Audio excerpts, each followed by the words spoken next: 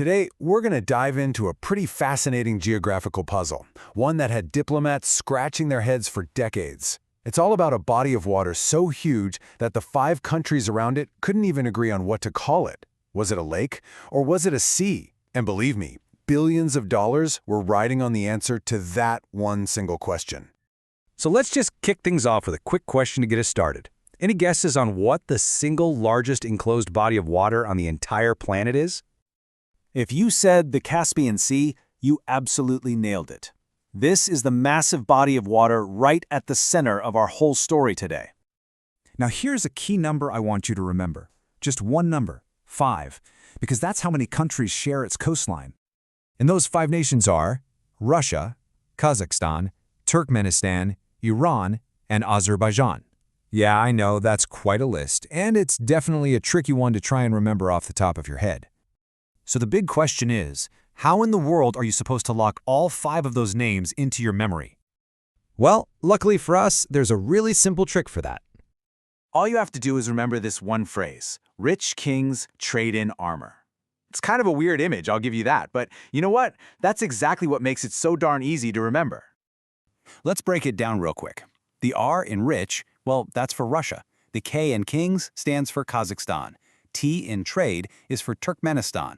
The I in is for Iran. And finally, the A in armor gets you Azerbaijan. See? Pretty simple, right? Okay, but knowing the countries is really just the beginning. The real puzzle, the one that sparked all these international disputes for years and years, was all about the Caspian Sea's legal identity. You see, legally speaking, it's treated as both a lake and a sea. And that strange kind of hybrid status, it caused decades of arguments. Mostly because the distinction had huge implications for who actually owned the massive oil and gas reserves sitting right under the surface. And here's the real core of the conflict. Think of it this way. If the Caspian is a lake, then its resources, all that valuable stuff, gets divided up equally among the 5 countries, kind of like slicing up a pie. But if it's a sea, then international law kicks in. Each country gets its own slice of the sea off its coast, what's called an exclusive economic zone. And that means countries with longer coastlines get a much bigger piece of the pie. So yeah, you can see why this was such a high-stakes debate.